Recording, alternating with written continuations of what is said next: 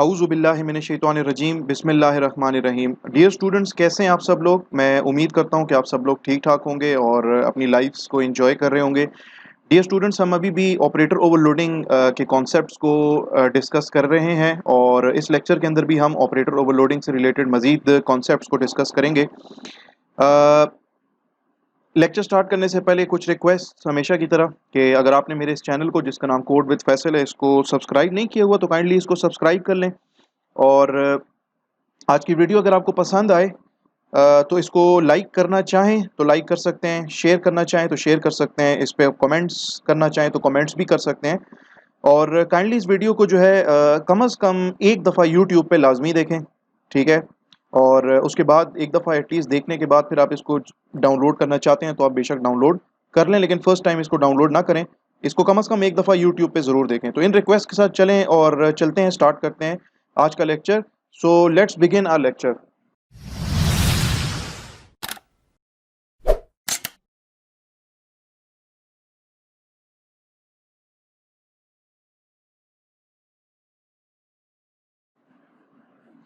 Okay students, मैं slides open करता हूँ लेक्चर नंबर 12 की। बेसिकली आज तो हमारा 13th लेक्चर है, लेकिन इसके अंदर हमारे पास एक टॉपिक है रह गया था, ठीक है, जिसमें हम लोग ओवरलोड करेंगे जो सबस्क्रिप्ट नोटेशन होता है ना अरे के साथ।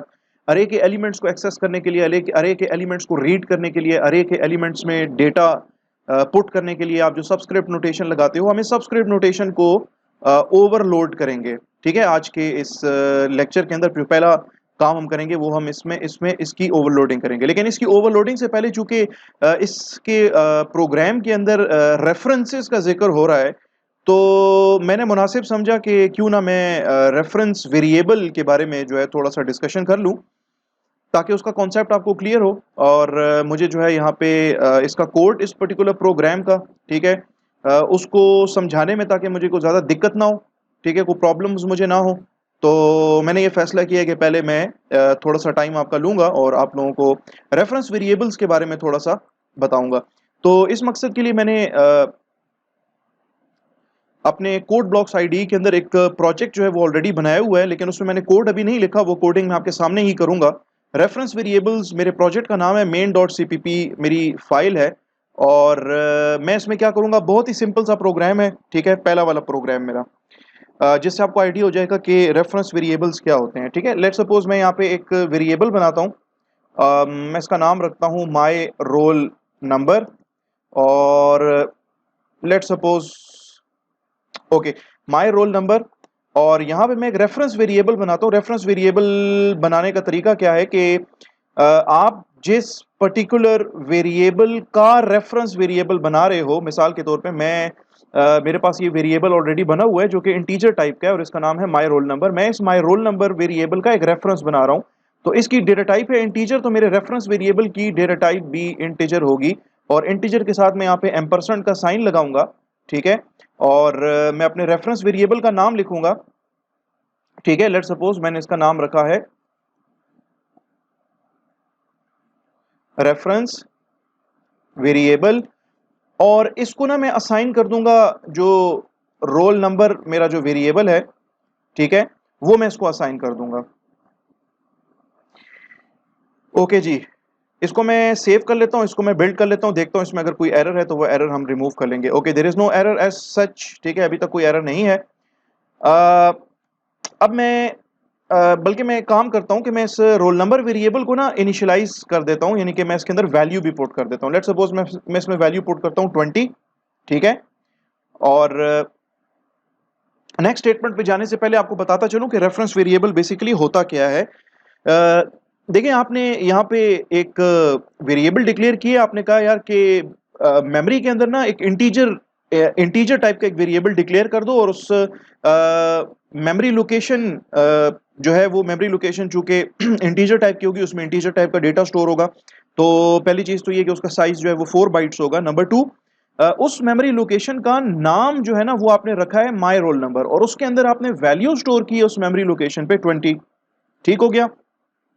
ओके, नेक्स्ट लाइन पे हमने यहाँ पे एक रेफरेंस वेरिएबल डिक्लेयर किया है, और हमने इसको इनिशियलाइज कर दिया है माय रोल नंबर से। तो बेसिकली मेरी ये जो मेमोरी लोकेशन है ना जिसका नाम रोल नंबर है, मैंने इसको एक नया नाम दे दिया है, या ये कह सकते हैं कि मैंने इसको एक निक नेम दे दिया है।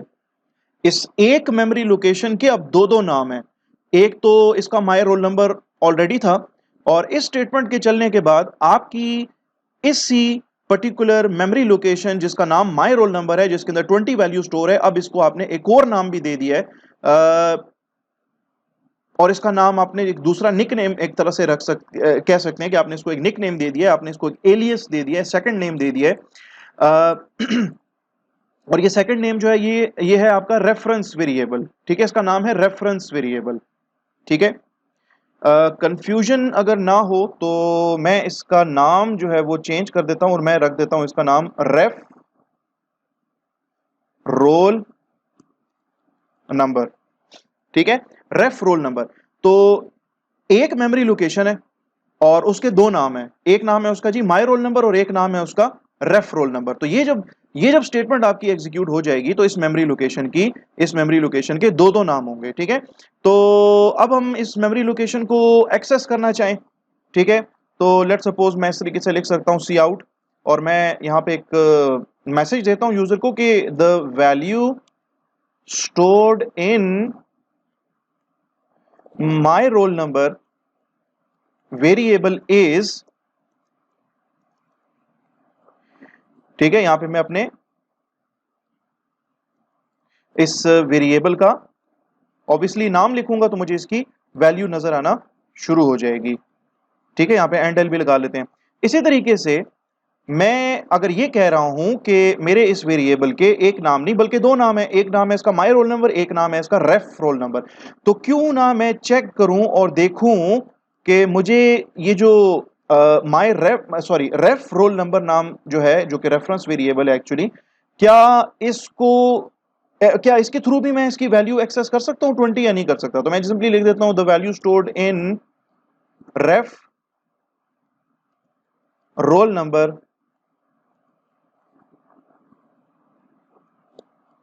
रेफरेंस वेरिएबल इज,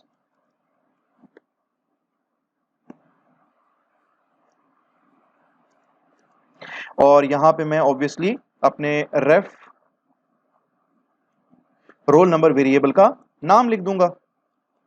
ओके जी, तो इस प्रोग्राम को मैं कर लेता हूं, सेव कर लेता हूं, और इसको मैं बिल्ड कर लेता हूं। ठीक है, अब मैं क्या करता हूं कि इसको रन करके आपके सामने दिखाता हूं कि ये क्या वैल्यू शो करेगा। The value stored in my roll number variable is 20 and the value stored in ref roll number reference variable is also 20। क्योंकि ये रेफ रोल नंबर जो है ये बेसिकली एक रेफरेंस वेरिएबल है और ये माय रोल नंबर का एक दूसरा नाम है। यानी कि एक मेमोरी लोकेशन है जिसके टू नेम्स हैं, एक है माय रोल नंबर, एक है रेफ रोल नंबर। चलो इसके साथ थोड़ा सा मजीद प्ले अराउंड करते हैं, और यहां पे हम इस वेरिएबल की वैल्यू, इनिशियल तो 20 वैल्यू थी, तो इसकी वैल्यू जो है ना वो मैं चेंज करता हूं, मैं लिख देता हूं my roll number is equal to, let suppose इसकी नई वैल्यू मैंने 50 कर दी, और 50 करने के बाद मैं इन्हीं दो सी आउट स्टेटमेंट्स को जो कि मैंने ऊपर लिखी थी इनको मैं कॉपी कर लेता हूं, और इसकी नई वैल्यू 50 डालने के बाद मैं यही दो सी आउट स्टेटमेंट्स जो है वो दोबारा देखता हूं कि यार मुझे जो है ना the value stored in my roll number variable is, मुझे माय रोल नंबर अगर मैं वेरिएबल लिखूंगा तो वो तो चलो ठीक है, मुझे समझ आती है कि वो 50 मुझे रिटर्न करेगा।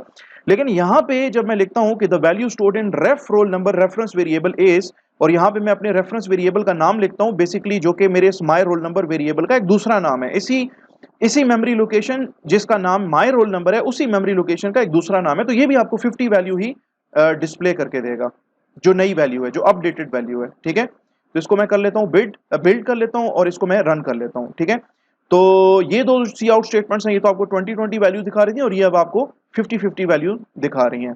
ठीक है, एक काम और कर लेते हैं इसके साथ कि इन स्टेटमेंट्स को रन करने के बाद मैं अगर अपने इस रेफ रोल नंबर वेरिएबल के थ्रू मैं अगर लेट सपोज कहता हूं कि यार ref roll number is equal to 100, और इसके बाद में अगर ये जो सी आउट स्टेटमेंट्स हैं ठीक है। इन सी आउट स्टेटमेंट्स को मैं अगर कॉपी करूं और इसकी वैल्यू जो है मैंने लिखा है ref roll number is equal to 100, तो इसके बाद देखते हैं कि माय रोल नंबर की क्या वैल्यू मुझे शो करेगा और रेफ रोल नंबर की मुझे क्या वैल्यू शो करेगा। तो मैं इसको बिल्ड कर लेता हूं और इसके बाद मैं इसको रन कर लेता हूं। तो देखें यहां पे पहले तो आपको 2020 वैल्यू शो कर रहा था, फिर 50-50, ठीक है। लेकिन यहां पे अब ये चीज प्रूव हो गई है ये स्टेटमेंट लिखने से कि ref roll number is equal to 100। इस स्टेटमेंट से ये होगा कि आपकी वो मेमोरी लोकेशन जिसका नाम है माय रोल नंबर, ठीक है, उसकी वैल्यू भी चेंज हो जाएगी। वाई? बिकॉज ये जो रेफ रोल नंबर है ये उसी पर्टिकुलर मेमोरी लोकेशन का एक दूसरा नाम है। आप इस एक मेमोरी लोकेशन को दो नेम्स के साथ एक्सेस कर सकते हो। ये इसका फायदा है आपके रेफरेंस वेरिएबल का, और इसका एक बड़ा फायदा आपको थोड़ी देर में पता भी लग जाएगा। तो ये आपको क्या वैल्यू शो कर रहा है आखिर में? ये आपको शो कर रहा है कि the value stored in my roll number variable is 100 and the value stored in ref roll number reference variable is 100। Obviously ref roll number और माय रोल नंबर एक ही मेमोरी लोकेशन के दो नेम्स हैं, ठीक है ना। तो इसलिए आपको ये वही वैल्यू शो करेगा क्योंकि इस मेमोरी लोकेशन में 100 ही वैल्यू पड़ी है। तो सेम वही मेमोरी लोकेशन है लेकिन उसको आप एक्सेस कर सकते हो with the help of two different names by using the reference variable, ठीक है। अब मैं क्या करता हूं कि इस तमाम के तमाम कोड को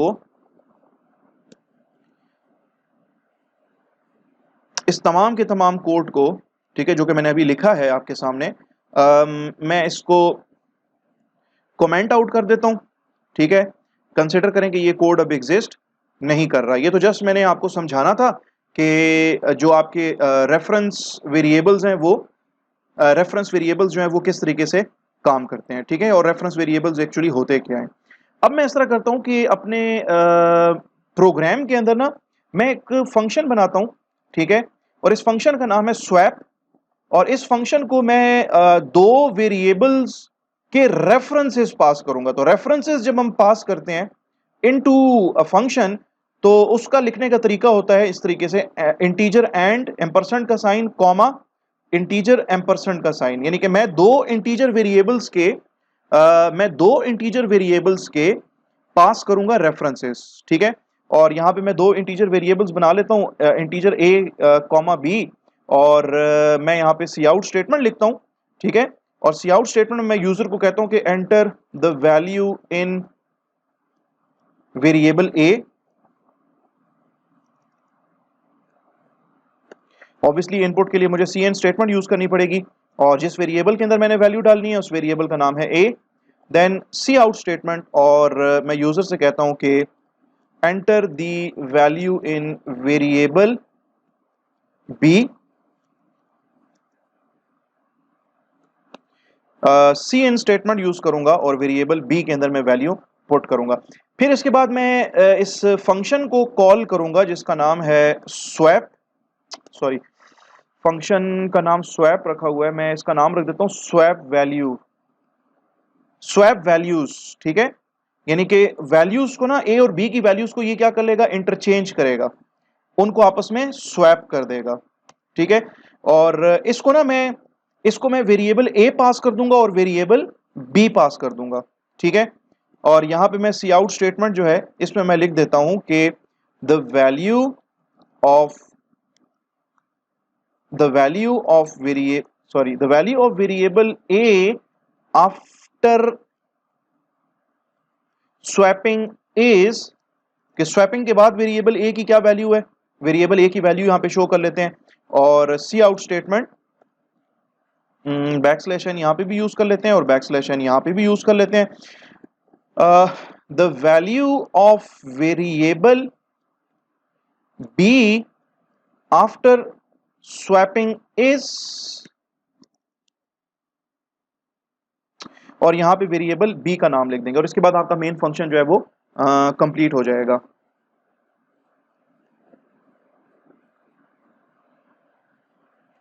ओके, और अब एक चीज रह गई है, ये जो आपका स्वैप फंक्शन है, आपने तो स्वैप वैल्यूज नाम के फंक्शन को आपने जस्ट यहाँ पे डिक्लेयर किया हुआ है ना, तो मैं यहाँ पे इसको डिफाइन भी कर देता हूं। तो यहाँ पे मैं लिख देता हूं वॉइड स्वैप वैल्यूज, और इसको ना मैं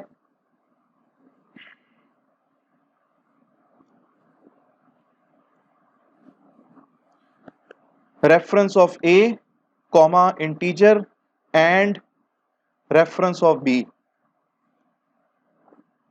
ओके, इसमें मैं एक वेरिएबल डिक्लेयर कर लेता हूं टेम्प के नाम से। ओके जी, अब देखो आपका जो पहली बात ये है कि प्रोग्राम फिलहाल कंप्लीट नहीं है, लेकिन जस्ट आपको समझाना था।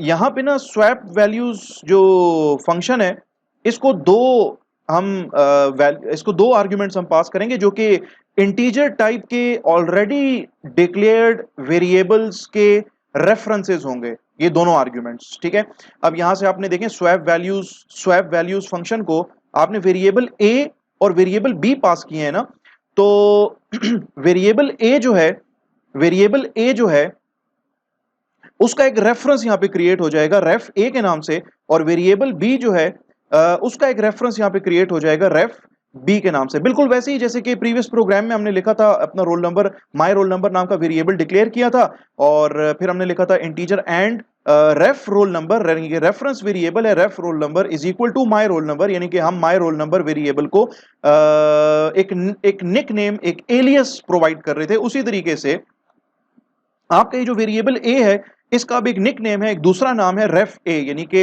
ये वेरिएबल ए जिस मेमोरी लोकेशन का ये नाम है उसी मेमोरी लोकेशन को हमने एक दूसरा नाम दे दिया है जिसका नाम है रेफ ए। इसी तरीके से जिस मेमोरी लोकेशन का नाम बी है हमने उस मेमोरी लोकेशन को एक दूसरा नाम दे दिया है, उसका नाम है रेफ बी। तो ये आपके रेफरेंसेस हैं। ठीक है, तो रेफ ए और रेफ बी ये जो दो वेरिएबल्स हैं ये आपके इस स्वैप वैल्यूज नाम के फंक्शन के अंदर एक्सेसिबल हैं। ठीक है, और अब मैं क्या करता हूं कि मैं टेम्प वेरिएबल में डाल देता हूं रेफ ए वेरिएबल की जो कंटेंट्स हैं वो मैं इसके अंदर कॉपी कर लेता हूं, ताकि रेफ ए के अंदर मैं रेफ बी के कंटेंट्स डाल सकूं। तो मैं यहां पे अब लिख देता हूं ref a is equal to ref b, और रेफ बी के अंदर मैं टेम्प वेरिएबल के कंटेंट्स डाल देता हूं, क्योंकि टेम्प वेरिएबल के अंदर मैंने रेफ ए के कंटेंट्स जो थे वो कॉपी किए थे। तो इस तरीके से आपकी जो स्वैपिंग है वो स्वैपिंग कंप्लीट हो जाएगी। तो मैं इसको सेव कर लेता हूं, प्रोग्राम को बिल्ड कर लेता हूं, देख लेता हूं अगर कोई एरर्स हैं तो एरर्स को रिमूव कर लेंगे। Okay, there are no errors. Program एक दो दफा मैं रन करके आपको दिखा देता हूं और उसके बाद फिर मैं कंप्लीट इसको लाइन बाय लाइन आपके लिए एक्सप्लेन भी कर दूंगा। ठीक है, इसको मैं रन करता हूं तो ये कह रहा है enter the value in variable a. Let's suppose variable a में मैंने डाला है 10, वेरिएबल बी में मैंने डाला है 20। तो स्वैपिंग करने के बाद ये आपसे कह रहा है कि the value of variable A after swapping is 20, यानी कि उसमें तो आपने 10 डाला था, और the value of variable B after swapping is 10। ठीक है, हालांकि आपने वेरिएबल बी के अंदर 20 वैल्यू डाली थी। तो ये स्वैपिंग जो है ना ये कैसी हुई है भाई, देखो दो वेरिएबल्स हैं आपके, ये आपका मेन फंक्शन है, मेन फंक्शन यहां से शुरू हो रहा है। ऑब्वियसली यहाँ पे वो वाला प्रोग्राम है जो कि इससे पहले मैंने लिखा था। ठीक है, मेन फंक्शन है, इसके अंदर दो वेरिएबल्स आपने डिक्लेयर किए हैं, variable a and b of type integers. आपसे प्रोग्राम कह रहा है enter the value in variable a, तो जो भी वैल्यू आप इनपुट करोगे वो वेरिएबल ए में जाएगी। फिर आपसे कहा जा रहा है कि enter the value in variable B, जो भी वैल्यू आप इनपुट करोगे वो वेरिएबल बी में जाएगी। और इसके बाद आप यहाँ से इस फंक्शन को कॉल कर रहे हो, इस फंक्शन का यूजर डिफाइंड फंक्शन का नाम है स्वैप वैल्यूज, और इसको ना आप वेरिएबल ए और बी आप इसको पास कर रहे हो, और यहां पे इसके रेफरेंसेस क्रिएट हो जाएंगे। यानी कि वेरिएबल आपका स्वैप वैल्यूज फंक्शन जब चलेगा, ये फंक्शन जब चलेगा, इसकी डेफिनेशन जब चलेगी, तो यहां पे हमने दो रेफरेंस वेरिएबल्स डिक्लेयर किए हैं। यहां से आप वेरिएबल ए पास कर रहे हो, लेकिन यहां से आपका वेरिएबल ए का यहां पे रेफरेंस क्रिएट हो जाएगा, वेरिएबल बी का यहां पे रेफरेंस क्रिएट हो जाएगा, यानी कि रेफ बी। यानी कि जिस मेमोरी लोकेशन का नाम ए है उस मेमोरी लोकेशन का नाम रेफ ए भी हो जाएगा, और जिस मेमोरी लोकेशन का नाम है बी उसी मेमोरी लोकेशन का एक दूसरा नाम सेट हो जाएगा रेफ बी। ठीक है, तो यहां पे मैंने एक वेरिएबल डिक्लेयर किया है टेम्प। रेफ ए का मतलब है ऑब्वियसली वेरिएबल ए या वो मेमोरी लोकेशन जिसका नाम वेरिएबल ए है। तो यानी कि वेरिएबल ए के अंदर जो कुछ पड़ा है 10 पड़ा था ना उसमें, वो मैंने कहा यार वो टेम्प में उठा के डाल दो। ठीक है, ताकि रेफ ए की वैल्यू जो है ना वो यहां पे स्टोर हो जाए। फिर मैं कहता हूं यार रेफ बी जो है बेसिकली रेफरेंस वेरिएबल है ऑफ बी, यानी कि उस मेमोरी लोकेशन जिसका नाम बी है उसका एक दूसरा नाम है रेफ बी। फिर मैंने कहा यार रेफ बी वेरिएबल में जो कुछ पड़ा है, तो रेफ बी में वही पड़ा है जो बी में पड़ा है। तो बी में तो 20 पड़ा था, तो मींस के 20 को कॉपी कर लो रेफ ए के अंदर, यानी कि उस वेरिएबल में, उस मेमोरी लोकेशन में कॉपी कर लो जिसका नाम रेफ ए है, और इसी मेमोरी लोकेशन का नाम ए भी है। ठीक है, तो 20 वैल्यू जो है ना वो आपकी रेफ ए यानी कि वेरिएबल ए में जाके कॉपी हो जाएगी, और वेरिएबल ए की वैल्यू आपने ऑलरेडी उठा के टेम्प वेरिएबल के अंदर डाल दी थी स्टोर करने के लिए, ताकि ये स्टोर हो जाए ये वैल्यू यहाँ पे। और रेफ बी में 20 पड़ा था, ये 20 जो है वो ए में आ जाएगा वेरिएबल ए के अंदर या रेफ ए के अंदर, और टेम्प के अंदर पड़ा था 10। ठीक है, इस स्टेटमेंट के बाद टेम्प वेरिएबल में वैल्यू आई थी 10 बिकॉज रेफ ए में पड़ा था 10। ठीक है, यानी कि रेफ ए या ए दो डिफरेंट सॉरी दो नेम्स एंड दो डिफरेंट नेम्स हैं, बट ये जो नाम है ये आपके दो किसी दो डिफरेंट मेमोरी लोकेशंस के नाम नहीं है, ये सेम एक ही मेमोरी लोकेशन के दो नाम है। तो रेफ ए में यानी कि इसमें रेफरेंस वेरिएबल है आपके वेरिएबल ए का, ए में 10 पड़ा था, 10 को हमने टेम्प में डाल दिया था, तो ये 10 वैल्यू जो है ना ये अब चली जाएगी रेफ बी के अंदर, और रेफ बी के अंदर 20 पड़ा था, वो 20 वैल्यू खत्म हो जाएगी, उसकी जगह पे 10 वैल्यू आ जाएगी। मींस के आपके रेफरेंसेस हमने एज एन आर्ग्यूमेंट इसको रेफरेंसेस हमने पास किए हैं। ठीक है ना, तो इसके थ्रू भी हम मेन फंक्शन के अंदर वेरिएबल ए और वेरिएबल बी को एक्सेस कर रहे हैं इस स्वैप वैल्यूज फंक्शन के अंदर by the help of reference variables. तो इस तरीके से ये जो भी स्वैपिंग या जो भी आपकी वैल्यूज चेंज हो रही हैं, तो वो वेरिएबल ए और बी की भी चेंज हो रही हैं, क्योंकि आपका रेफ ए और रेफ बी जो है, बल्कि रेफ ए जो है वो वेरिएबल ए ही है एक्चुअली, और रेफ बी जो है वो भी वेरिएबल बी ही है एक्चुअली। ठीक है, तो इस तरीके से आपकी स्वैपिंग हो जाएगी। दोबारा इसको रन कर लेते हैं, मैं इसके अंदर वैल्यू देता हूँ 50, ए में 50 है, बी में 100 है, स्वैपिंग हुई, तो ये आपको कह रहा है the value of variable A after swapping is 100, before swapping इसमें 50 थी ना वैल्यू, और बी में 100 थी, लेकिन अब ए में 100 है और बी के अंदर 50 वैल्यू है। ठीक है, और ये जो आपको आखिर में जो आउटपुट स्टेटमेंट जो नजर आ रही है वो बेसिकली ये वाली आउटपुट स्टेटमेंट है। ठीक है, कि the value of variable A after swapping is, यहां पे अपने वेरिएबल ए का नाम लिखा है, और ए में पहले क्या था 10 था, अब इसमें 20 शो करेगा, यहाँ पे बी में पहले 20 था, ये आपको 10 शो करेगा। ठीक है, तो इस तरीके से आप रेफरेंसेस आप जो है अपने आर्ग्यूमेंट्स पास कर सकते हैं इनटू योर फंक्शंस और into even your member functions of a class. ठीक है, बाय रेफरेंस, इसको कहते हैं पासिंग आर्ग्यूमेंट्स बाय रेफरेंस। तो अब चलते हैं आखिरी हिस्से की तरफ। ठीक है, और उसके बाद हम अपने जो मेन टॉपिक है उस मेन टॉपिक के पास दोबारा वापस आएंगे। ठीक है, तो मैं क्या कर लेता हूं कि इस कोड को, बल्कि मैं इस कोड को मैं बिल्कुल ही रिमूव कर लेता हूं। ठीक है, कंप्लीट मेन फंक्शन में जो कोड है इस सब को मैं बिल्कुल रिमूव कर लेता हूं, और इसमें ये रिटर्न 0 की स्टेटमेंट लिख दूंगा, और इवन ये जो फंक्शन है इस फंक्शन को भी मैं रिमूव कर लेता हूं। ओके जनाब, तो मैंने ये सारा कोड जो था लिखा हुआ वो मैंने सारा हटा दिया है, और अब थोड़ा सा एक इंटरेस्टिंग काम करेंगे। मैं एक फंक्शन बनाता हूँ, इसका नाम है इस फंक्शन का सेट एंड गेट, फिलहाल इसका नाम मैं रखता हूँ सेट एंड गेट, और इस फंक्शन को मैं दो इंटीजर्स पास करूँगा, और इस फंक्शन की रिटर्न टाइप जो है वो वॉइड है।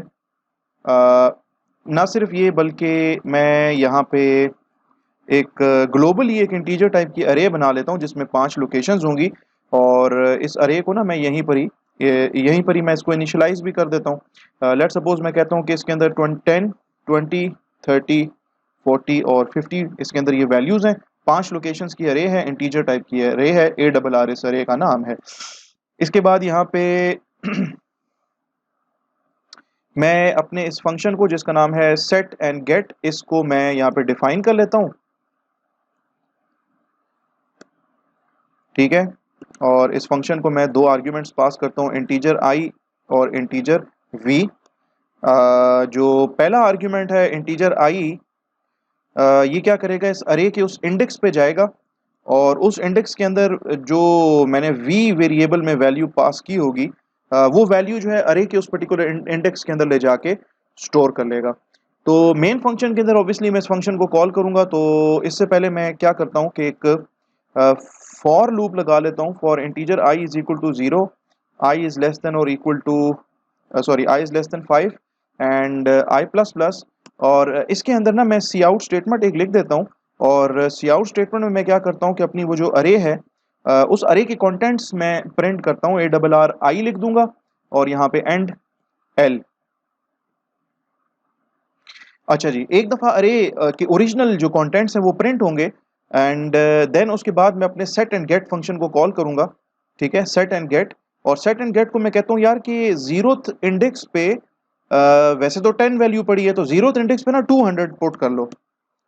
ठीक है, और इस सेट एंड गेट फंक्शन का को कॉल करने के बाद मैं इस फॉर लूप को दोबारा से लिखूंगा और देखूंगा कि मेरे इस अरे के कंटेंट्स में जो है कुछ चेंज आई है नहीं आई, उसके जीरोथ इंडेक्स पे 200 वैल्यू जो है वो स्टोर हुई है या नहीं हुई। तो मैं इसको सेव कर लेता हूँ, इस प्रोग्राम को मैं एक दफ़ा रन करके आपको दिखा देता हूँ ये प्रोग्राम और इसका आउटपुट, और फिर उसके बाद मैं इसको लाइन बाय लाइन भी आपको एक्सप्लेन कर दूंगा। पहले मैं देखता हूँ इसमें कोई एरर तो नहीं है। इसको बिल्ड कर लिया है, ठीक है, दोबारा बिल्ड कर लेते हैं। ओके, कोई एरर्स नहीं है। अब इसको मैं रन करता हूँ तो ये देखें, पहले तो ये आपके अरे के ओरिजिनल जो कंटेंट्स है ना उनको दिखा रहा है 10 20 30 40 50। देन उसके बाद ये जो आपका फॉर लूप खत्म होता है तो इसके बाद यहाँ पे आपने इस फंक्शन को कॉल किया सेट एंड गेट, और आपने कहा है कि यार जीरोथ इंडेक्स पे अरे का जो जीरोथ इंडेक्स है, जो कि आपके अरे का पहला इंडेक्स होता है, पहली लोकेशन है बेसिकली आपकी अरे की, आपने कहा उसमें 200 वैल्यू डाल दो। ठीक है, तो और उसके बाद आपने इस फॉर लूप को दोबारा एग्जीक्यूट किया है, तो आपकी अरे की जो जीरोथ इंडेक्स है, अरे के जीरोथ इंडेक्स के ऊपर यानी कि अरे की पहली लोकेशन में 200 वैल्यू जो है वो स्टोर हो जाएगी। ठीक है, तो यहाँ पे अगर आप देखें तो ये फॉर लूप दूसरी दफा जो फॉर लूप चल रहा है तो वो आपकी अरे की जो पहली लोकेशन है यानी कि आपकी अरे की जो जीरोथ इंडेक्स है उस पर आपको 200 दिखा रहा है, और बाकी की जो लोकेशन है ये इंडेक्स नंबर 1 है, ये 2 है, ये 3 है, ये 4 है।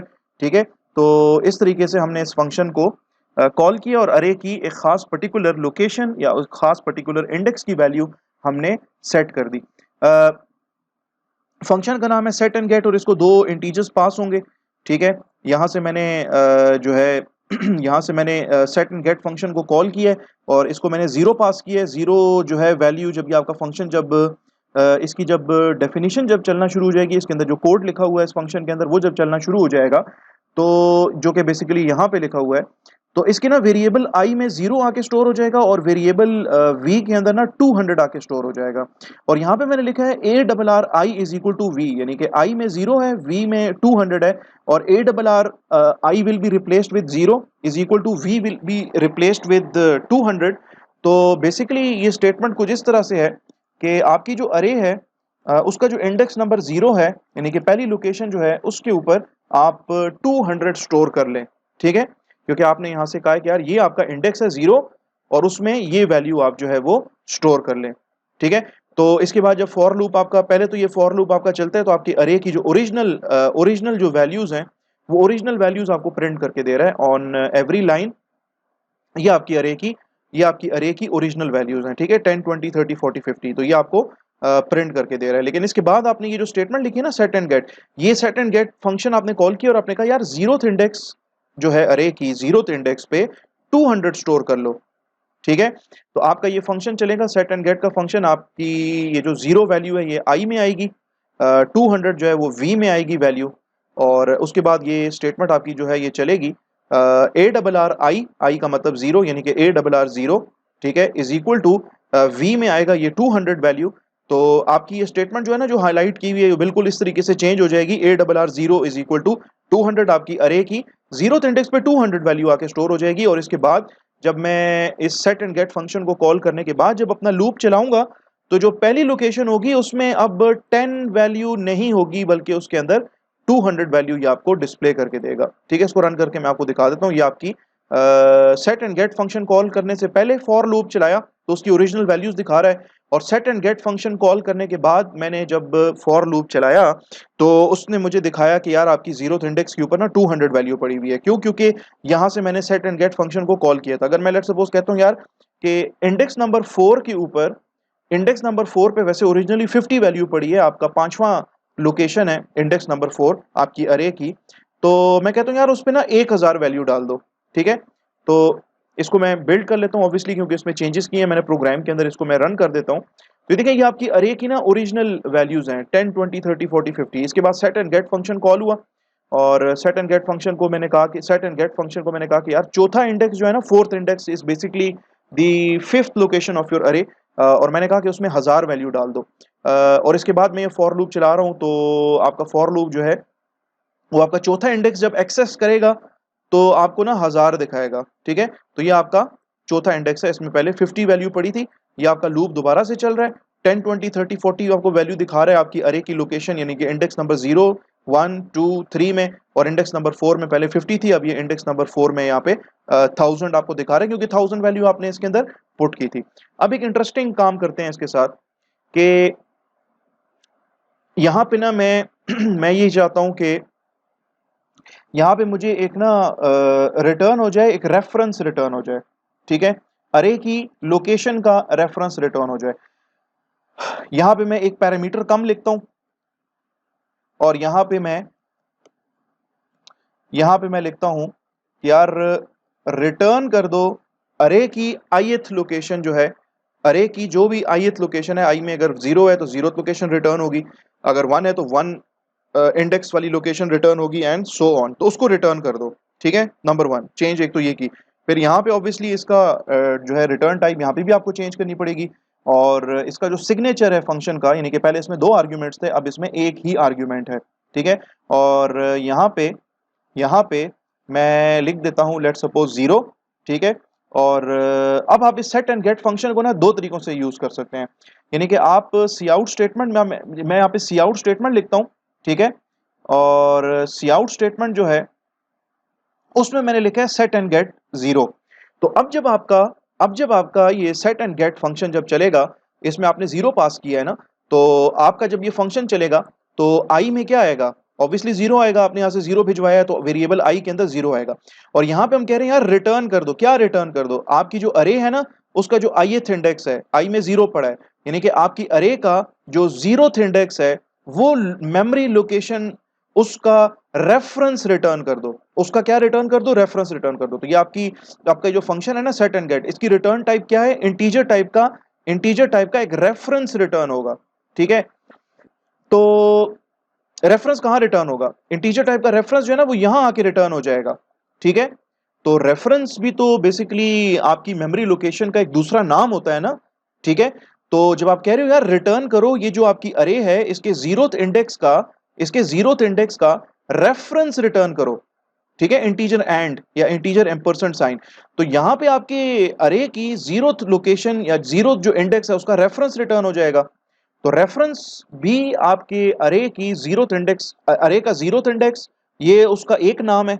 ठीक है, उस मेमोरी लोकेशन का एक नाम है, आप उसको इस तरीके से एक्सेस कर सकते हो, और उसका जो रेफरेंस होगा वो रेफरेंस यहाँ पे आके रिटर्न हो जाएगा, तो वो भी आपको अरे की जो 0th इंडेक्स पे पड़ी हुई जो वैल्यू होगी ना वो आपको आउटपुट करके देगा।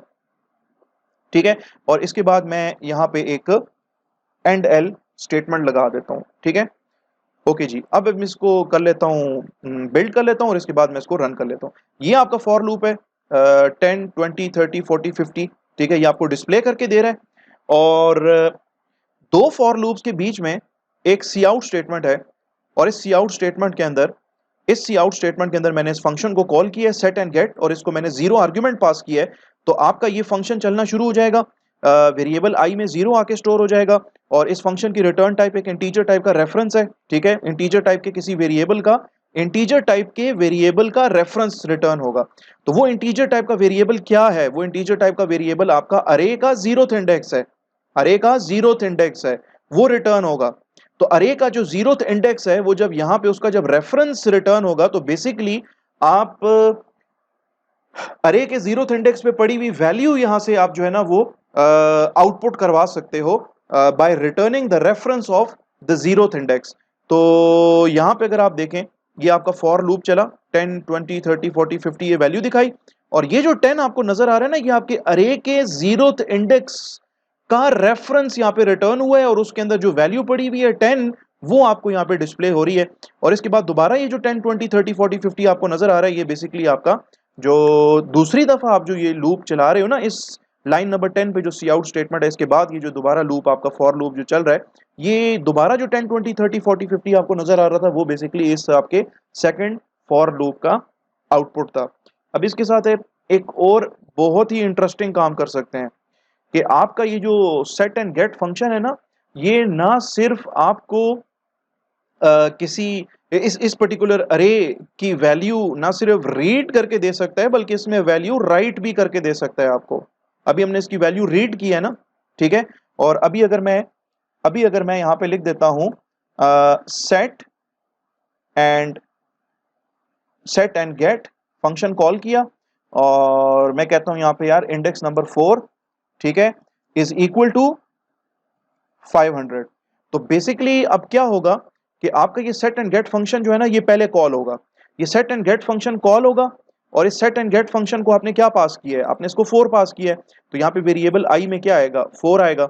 और यहाँ पे क्या रिटर्न हो रहा है, रिटर्न करो, यहाँ पे लिखा है रिटर्न करो आपकी जो अरे है ना, अरे का इंडेक्स नंबर जो 4 है, बिकॉज यहाँ से अपने 4 पास किया है, तो यहाँ पे वेरिएबल आई के अंदर 4 आएगा, और यहाँ पे भी 4।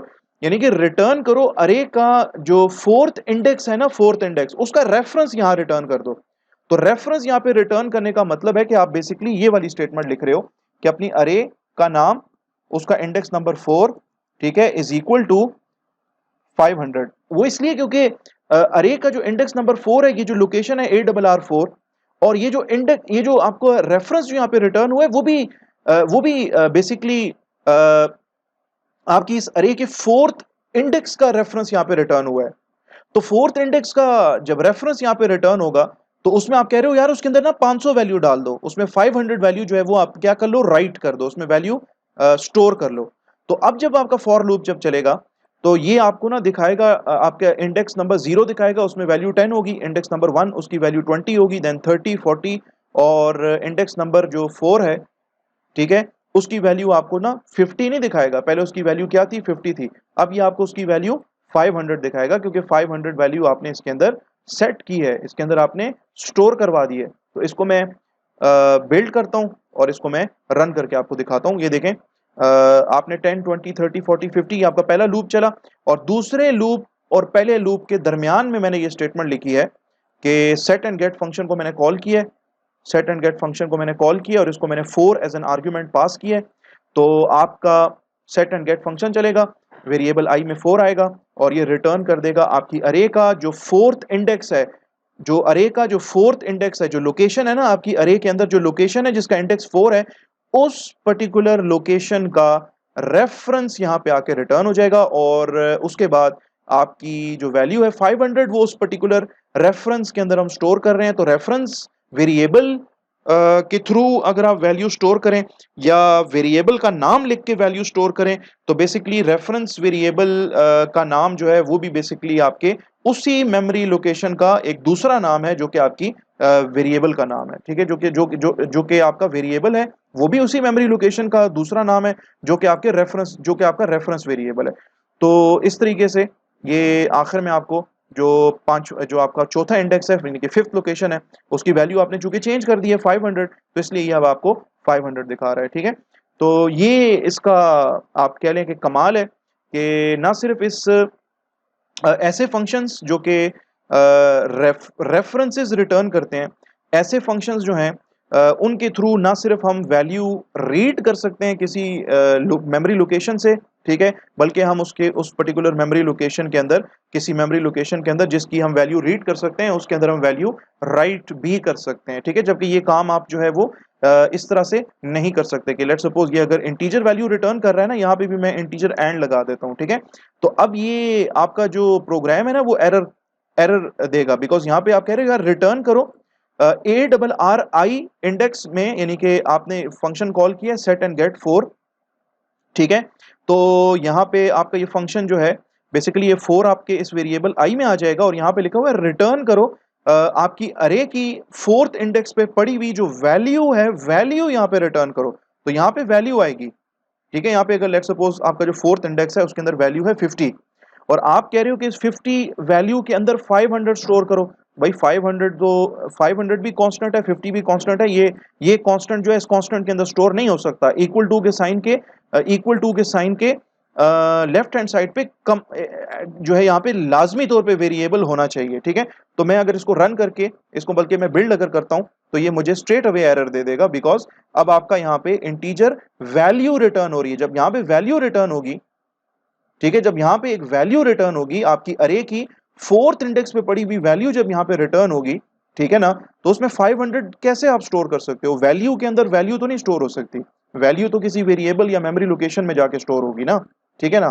तो ये जब मैं यहाँ पे अगर रेफरेंस रिटर्न करूंगा, ठीक है, तो ये आपका मसला जो है ये हल हो जाएगा। आपका ये जो फंक्शन है ये यहाँ पे रेफरेंस अब रिटर्न करेगा, अब यहाँ पे वैल्यू रिटर्न नहीं करेगा, बल्कि इस अरे का जो चौथा इंडेक्स है, जो पांचवी लोकेशन है, उस पांचवी लोकेशन का रेफरेंस यहाँ पे रिटर्न करेगा।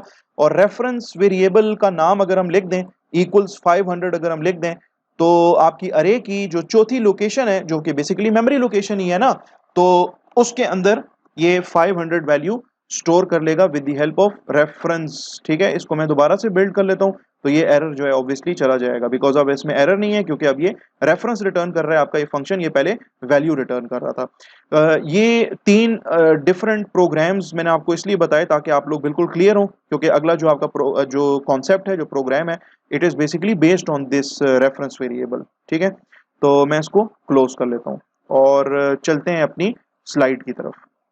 ओके जी, हमारा लेक्चर नंबर 12 था, और इसमें मैंने आपसे कहा था लास्ट लेक्चर के अंदर कि हम यहीं से आगे कंटिन्यू करेंगे।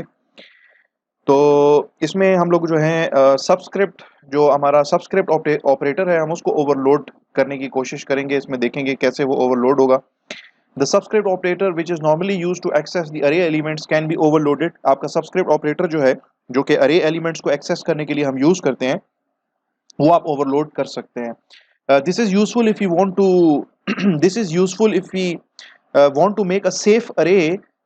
safe array का जो टर्मिनोलॉजी जो यहाँ पे यूज की है, which means के one that automatically checks the index numbers you use to access the array to ensure that they are not out of bounds। ठीक है, बेसिकली इसका मतलब ये है कि हम एक ऐसी सबस्क्रिप्ट सबस्क्रिप्ट नोटेशन को ओवरलोड करना जो है वो यूज़फुल हमें इस सिचुएशन में होगा कि हम अगर चाहेंगे कि भाई हम एक अरे बनाएं जिसका नाम या एक ऐसी अरे बनाएं जो कि जिसमें एलिमेंट्स ऐड करने और या जिसके एलिमेंट्स को एक्सेस करने, रीड करते वक्त वो चेक करे कि कहीं आप ऐसे एलिमेंट को तो एक्सेस नहीं कर रहे जो कि उसके अरे के अंदर मौजूद ही नहीं है। फॉर एग्जांपल आपके पास एक अरे है जिसमें 10 लोकेशंस हैं। उसकी फर्स्ट लोकेशन का इंडेक्स जो है वो हमेशा 0 होगा, और उसकी लास्ट इंडेक्स का जो उसकी फर्स्ट इंडेक्स है वो 0 से स्टार्ट होगी, और उसका जो लास्ट इंडेक्स है वो 9 होगा। ठीक है, और आप अगर ये कहते हो यार कि मेरी इस अरे में जिसके अंदर 10 लोकेशंस है, और आप कहते हो कि अरे की इंडेक्स नंबर 15 में ना फलां वैल्यू डाल दो, तो 15 इंडेक्स तो एग्जिस्ट ही नहीं कर रहा, आखिरी इंडेक्स तो उसका 9 है। या आप ये कहते हो कि अरे की 20th इंडेक्स से वैल्यू जो है ना वो मुझे रीड करके दो, तो वो कैसे रीड करेगा, वो तो आपकी अरे के अंदर वो है ही नहीं। तो इस सबस्क्रिप्ट नोटेशन को आप यूज करेंगे और देखेंगे कि किस तरीके से हम ये चेक कर सकते हैं कि आपकी जो अरे है उसमें वो इंडेक्स मौजूद है या नहीं, जिस इंडेक्स की वैल्यू आप गेट करना चाहते हो या उसको सेट करना चाहते हो। ठीक है, to be useful the overloaded subscript operator must return by reference. ज़्यादा यूजफुल होगा अगर हम इस सबस्क्रिप्ट ऑपरेटर को, ये जो सबस्क्रिप्ट ऑपरेटर है, हम इसको ओवरलोड करें, और हमारा जो फंक्शन है जो कि इस सबस्क्रिप्ट नोटेशन को ओवरलोड करेगा उसका नाम होगा ऑपरेटर। वो फंक्शन इससे पहले भी हम लोग देख चुके हैं, binary addition operator, minus operator, ठीक है, प्लस इक्वल्स का ऑपरेटर, इक्वल्स का operator, plus plus, minus minus. तो उनको ओवरलोड करते वक्त हम अपनी क्लास के अंदर एक मेंबर फंक्शन बनाते थे जिसका नाम होता था ऑपरेटर। ठीक है, तो आपका जो ऑपरेटर फंक्शन है वो it should must return a reference. ठीक है, ये सारी डिटेल्स हम प्रोग्रामेटिकली भी देखेंगे। ओके जी, व्हाई रिटर्न बाय रेफरेंस? ठीक है, इसका जो आंसर है वो मैं आपको थोड़ी देर के अंदर दूंगा। हमारे पास तीन डिफरेंट सिनारियोज हैं, या थ्री डिफरेंट हमारे पास अप्रोचेज हैं। ठीक है, to insert and read, to insert data और to read the data from the safe array elements. ठीक है, पहला ये है कि भाई हम दो डिफरेंट फंक्शंस बना लें, एक पुट का फंक्शन और एक गेट का फंक्शन। पुट का फंक्शन क्या करेगा, आपके अरे के अंदर एलिमेंट्स पुट करेगा, और गेट का फंक्शन जो है वो आपके अरे में से एलिमेंट्स को रीड करेगा। दूसरी अप्रोच ये है कि सिंगल एक्सेस फंक्शन के एक फंक्शन आप बनाओ, ठीक है, जो कि रिटर्न कर रहा होगा अरे के एलिमेंट्स का रेफरेंस रिटर्न कर रहा होगा, एक ही फंक्शन होगा। ठीक है, और उस फंक्शन के जरिए से आप जो है ना अपने अरे के एलिमेंट्स के अंदर वैल्यूज उसकी वैल्यूज को रीड भी कर रहे होगे और उसकी वैल्यूज को आप जो है वो राइट भी कर रहे होगे, जो कि अभी हमने थोड़ी देर पहले जो प्रोग्राम बनाया था, जिसमें अगर आपको याद हो सेट एंड गेट वैल्यूज या सेट एंड गेट नाम का फंक्शन था, ठीक है। और उसकी रिटर्न टाइप जो थी वो एक इंटीजर टाइप का एक रेफरेंस था जो कि वो रिटर्न कर रहा होता था, ठीक है। तो उसमें हमें फायदा ये हुआ था कि उस फंक्शन को यूज करते हुए ना सिर्फ हम अपनी अरे के अंदर वैल्यूज स्टोर कर पा रहे थे, बल्कि उसी फंक्शन को यूज करते हुए हम अपने अरे के किसी एलिमेंट की वैल्यू को रीड भी करवा सकते थे, ठीक है। तो ये इसका फायदा होगा। और तीसरी अप्रोच हमारे पास ये है कि हम जो है एक सबस्क्रिप्ट जो नोटेशन है उसको हम ओवरलोड कर लें, और आपका जो ऑपरेटर नाम का जो फंक्शन होगा जो कि सबस्क्रिप्ट नोटेशन को ओवरलोड करेगा और जो कि आपकी क्लास के अंदर मौजूद होगा, ये आपका ऑपरेटर का ये फंक्शन। तो ये ऑपरेटर का फंक्शन जो है ये आपकी अरे का जो रेफरेंस है या अरे की किसी अरे की लोकेशन का रेफरेंस आपको रिटर्न करके दे देगा। उस लोकेशन का रेफरेंस आपको रिटर्न करके देगा जिसकी वैल्यू या जिसके अंदर पड़ी हुई वैल्यू आपने या तो रीड करनी है या उसके अंदर वैल्यू आपने राइट करनी है। All the programs create a class called safe array, यानी कि ऑल प्रोग्राम्स का मतलब कि ये जो तीन अप्रोचेस है ना, तो इन तीन अप्रोचेस के अंदर हम तीन डिफरेंट प्रोग्राम्स बनाएंगे, उसके अंदर एक क्लास बनी होगी और उस क्लास का नाम होगा सेफ अरे।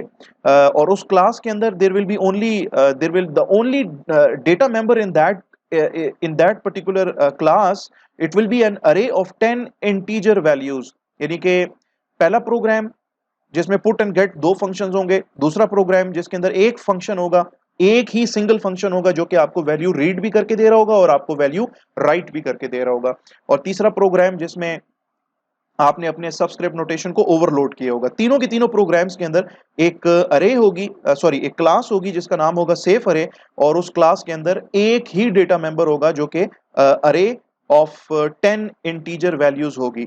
all the three programs, they will check to ensure that all array accesses are within the bounds। तीनों प्रोग्राम्स के अंदर ये एक चेक लगा होगा कि कहीं आप अपनी अरे के इंडेक्स की रेंज से बाहर किसी और लोकेशन की वैल्यू तो एक्सेस नहीं कर रहे हो। आपकी अरे का इंडेक्स जो है वो 0 से शुरू होता है, और आपकी अगर 10 लोकेशंस की अरे है तो उसका इंडेक्स जो आखिरी इंडेक्स होगा वो 9 होगा।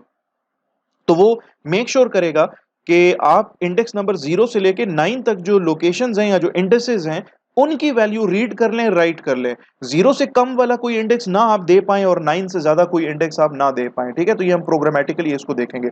तो पहली अप्रोच देखते हैं, यहाँ पे 3 अप्रोचेस हैं हमारे पास, ठीक है। ये आपकी पहली अप्रोच है कि आपकी क्लास के अंदर सेपरेट आपके पास एक पुट फंक्शन हो और एक गेट फंक्शन हो। पुट फंक्शन क्या करे, आपकी क्लास के अरे के अंदर वैल्यूज पुट करे, और गेट फंक्शन जो है नाम से जाहिर है ये आपकी अरे क्लास के अंदर जो अरे है उसके एलिमेंट्स को आपको गेट करके दे, ठीक है। तो ये उसका प्रोग्राम है। ये मैंने प्रोग्राम के अंदर एक कांस्टेंट कांस्टेंट इंटीजर डिक्लेयर किया है, लिमिट इसका नाम है, और इसके अंदर मैंने 10 पुट कर दिया है, ठीक है। ये आपकी क्लास है सेफ अरे, इसके अंदर प्राइवेट डेटा मेंबर जो है, जो कि हमने पहले डिस्कशन की है कि इसमें एक ही अरे होगी, इंटीजर टाइप की अरे है, नाम है इसका ARR, और सबस्क्रिप्ट नोटेशन में हमने ये लिमिट लिमिट रख दिया है, ठीक है। लिमिट वेरिएबल हमने डाल दिया है, लिमिट सॉरी वेरिएबल कह रहा हूँ, ये तो कांस्टेंट है, जिसकी वैल्यू जो है वो 10 है इस टाइम पे, ठीक है। तो इंटीजर ARR लिमिट 10, तो मतलब ये जो अरे आपकी बनेगी ये 10 लोकेशंस की, या इसका साइज जो है वो 10 होगा। पब्लिक डेटा मेंबर है आपके पास वॉइड पुट एल या पुट एलिमेंट, ठीक है। इसके अंदर आप दो आर्ग्यूमेंट्स इसको पास करोगे। एक जो है वो इंडेक्स की वैल्यू होगी n, और दूसरी वो वैल्यू होगी जो कि आप इस पर्टिकुलर इंडेक्स के ऊपर स्टोर करना चाहते हैं। तो इसके अंदर देखें यहाँ पे लिखा हुआ है कि इफ कंडीशन लिखी हुई है कि if n is less then 0, यानी कि आपने जो इंडेक्स दिया है if it is less then 0, और if n is greater than और इक्वल टू लिमिट, लिमिट में 10 है, ठीक है। वैसे इक्वल टू ठीक लॉजिक नहीं है, it should B n greater than limit. Limit में 10 पड़ा है, इस कांस्टेंट के अंदर वैल्यू 10 पड़ी है, ठीक है। या हम ये लिख सकते हैं कि और n इज ग्रेटर देन और इक्वल टू लिमिट -1, सॉरी, ठीक है। लिमिट में 10 है तो यहाँ पे 9 होना चाहिए, 9 से ज्यादा इंडेक्स नहीं होना चाहिए। तो अगर 9 से ज्यादा इंडेक्स है या 0 से कम अगर आपने इंडेक्स दिया है ना यहाँ पे, तो ये आपको मैसेज देगा इंडेक्स आउट ऑफ बाउंड्स, और एग्जिट का फंक्शन चलेगा और आपका प्रोग्राम जो है यहाँ पे टर्मिनेट हो जाएगा। वरना क्या होगा, यहाँ पे आपको एल्स लिखने की जरूरत नहीं है, यहाँ पे ये एलिमेंट वैल्यू यानी कि आपका ये जो फंक्शन है ना पुट एलिमेंट या पुट ई एल का फंक्शन, इसका जो दूसरा आर्ग्यूमेंट है बेसिकली ये वो वैल्यू होगी जो कि आप इस इंडेक्स एन के ऊपर लाके स्टोर करोगे। तो आपने लिखा, आपने कहा यार ये जो एल वैल्यू है इसको उठा के आप अरे के nth इंडेक्स के ऊपर स्टोर कर ले। और इसी तरीके से गेट एलिमेंट का फंक्शन है, इसके अंदर आप जो है क्या करेंगे, सिर्फ पास करेंगे, अपना इंडेक्स पास करेंगे, वो वेरिएबल एन में आके स्टोर होगा। और यहाँ पे आप चेक कर रहे हो कि कहीं इंडेक्स जो है वो 0 से कम या 9 से ज्यादा तो नहीं है, ठीक है। एन ग्रेटर देन, यहाँ पे आप लिख सकते हो इसकी यहाँ पे जो कंडीशन है वो कंडीशन ठीक नहीं है, it should be n greater than limit -1, ठीक है, यानी कि 9 तक, 9 से ग्रेटर ना हो। 0 स्टार्टिंग इंडेक्स है, 9 इसका आखिरी इंडेक्स है, 9 से ज्यादा ना हो, 0 से कम ना हो। तो अगर ये सिचुएशन है, अगर आपने वेरिएबल एन गेट एलिमेंट या गेट एल फंक्शन को कॉल किया है और उसको अगर आपने एन की वैल्यू जो है वो 0 से कम दी है या 9 से ज्यादा दी है, तो फिर यहाँ पे आपका ये जो इफ कंडीशन है ये ट्रू हो जाएगी और आपको मैसेज मिलेगा इंडेक्स आउट ऑफ बाउंड्स, और एग्जिट का फंक्शन चलेगा, आपका प्रोग्राम जो है वो टर्मिनेट हो जाएगा। वरना क्या होगा, हम यहाँ पे कह रहे हैं कि यार वरना इस तरह करो कि रिटर्न करो, क्योंकि ये गेट फंक्शन है, इसकी रिटर्न टाइप इंटीजर है। हम कह रहे हैं यार गेट करो, किसको गेट करो, आपकी जो अरे है ना ARR, इस क्लास के अंदर जो डेटा मेंबर है, इस क्लास के अंदर जो डेटा मेंबर है ना ये ARR, इस अरे का nth इंडेक्स पे पड़ी हुई वैल्यू जो है ना वो रिटर्न कर दो। वो कहाँ रिटर्न होगी भाई, वो वहां रिटर्न होगी जिस जगह पे आपका ये गेट EL फंक्शन जो है वो कॉल होगा। और ये फंक्शन आपका कांस्टेंट है, कॉन्स्ट इसके सामने इसलिए लिखा हुआ है ताकि ये जो गेट EL का फंक्शन है ये आपकी अरे के किसी एलिमेंट को उसके साथ कोई छेड़छाड़ ना करे, उसकी वैल्यू को चेंज ना करे, ठीक है। ये आपका मेन फंक्शन है। मेन फंक्शन के अंदर हमने एक इंटीजर टाइप का वेरिएबल बनाया है, इसका नाम हमने टेम्प रखा है। क्यों बनाया है ये भी आपको थोड़ी देर में पता लग जाएगा। ये आपकी क्लास है ना सेफ अरे, इसका मैंने एक ऑब्जेक्ट बनाया है SA1, इसका नाम है, इसका नाम मैंने रखा है SA1। और यहाँ पे एक फॉर लूप लगा रहे हैं हम, लिख रहे हैं integer j is equal to 0, j is less than limit. Limit में क्या पड़ा है, लिमिट जो है ना वो एक ग्लोबल वेरिएबल है, it is not only accessible to the class but it this limit, ये जो आपका कांस्टेंट है बेसिकली, ठीक है, it is not a variable, ये बेसिकली एक कांस्टेंट है, ये memory location, it is not only available to the class but it is also available to the main function, ठीक है। तो इसमें हम लिख रहे हैं यार फॉर लूप लगा रहे हैं, और इस फॉर लूप में हम क्या कर रहे हैं कि SA1 जो आपका है ना सेफ अरे क्लास का ये जो ऑब्जेक्ट है SA1, हम इसका पुट एलिमेंट फंक्शन कॉल कर रहे हैं। ये आपका पुट एलिमेंट फंक्शन है, और इस पुट एलिमेंट फंक्शन को हम दो आर्ग्यूमेंट्स पास करेंगे, इंडेक्स और वैल्यू, ठीक है। तो हम इसको कह रहे हैं यार जब आपका ये लूप चलेगा, ऑब्वियसली जे वेरिएबल की वैल्यू जो है पहले 0 होगी, फिर 1 2 3 4 5 6 7 8 और 9, ठीक है। और हर दफा ये क्या करेगा, पुट एलिमेंट फंक्शन को कॉल करेगा और इसमें जे की वैल्यू पहले 0 पुट करेगा, यानी कि 0th इंडेक्स के ऊपर ये 0 मल्टीप्लाई बाय 10 यानी कि 0 पुट कर देगा। तो 0th इंडेक्स पे 0 वैल्यू होगी, इंडेक्स नंबर 1 पे 1 मल्टीप्लाइड बाय 10 यानी कि 10 वैल्यू होगी, इंडेक्स नंबर 2 पे 2 मल्टीप्लाई बाय 10 यानी कि 20 वैल्यू होगी, और इस तरीके से आखिरी जो इंडेक्स होगा, 10वां जो इंडेक्स होगा, सॉरी 10वीं जो लोकेशन होगी यानी कि 9th इंडेक्स, उसमें 90 वैल्यू पड़ी होगी। तो ये फंक्शन जो है आपके अरे को इनिशियलाइज एक तरह से कर रहा है, ठीक है। आपका ये जो ऑब्जेक्ट है SA1 इसकी अरे ARR को इनिशियलाइज कर रहा है। फिर ये जो आपका फंक्शन है ना for j is equal to 0, j is less than limit j plus plus, ये क्या करेगा, ये जब भी चलेगा यानी कि जब भी इसकी आइटरेशन चलेगी, यानी कि जब भी j की वैल्यू पहले 0 होगी ऑब्वियसली, तो ये एक दफा चलेगा। और गेट एलिमेंट का फंक्शन है गेट EL, ये वाला फंक्शन है, इसमें ये जो j की वैल्यू है 0 पहले इसको पास होगी, यानी कि आपका ये जो ऑब्जेक्ट है ना SA1, इसका फंक्शन चलेगा गेट EL और इसको 0 पास होगा शुरू में, क्योंकि j की वैल्यू शुरू में 0 होगी। तो आपका ये फंक्शन चलेगा और ये फंक्शन पहले चेक करेगा कि यार ये जो यहाँ से आपने जो j की वैल्यू पास की है ना 0 है लेट्स सपोज, तो वो यहाँ पे इस वेरिएबल n के अंदर आके स्टोर हो जाएगी। और फिर इसके बाद यहाँ पे चेक होगा, देखा जाएगा कि यार n की वैल्यू जो है वो 0 से कम या 9 से ज्यादा ना हो। तो ये तो 0 आपने पास की है, ठीक है, तो इसलिए आपकी इफ कंडीशन जो है ये फॉल्स हो जाएगी। तो आपका क्या होगा, यहाँ पे लिखा होगा कि यार रिटर्न करो आपकी जो क्लास के अंदर जो अरे है उसके nth इंडेक्स के ऊपर, यानी कि n में तो 0 पड़ा होगा, यानी कि आपकी अरे की 0th इंडेक्स पे जो वैल्यू पड़ी है ना वो वैल्यू रिटर्न करो। वो वैल्यू यहाँ पे रिटर्न होगी और वो वैल्यू जो है वो टेम्प वेरिएबल के अंदर आके स्टोर हो जाएगी।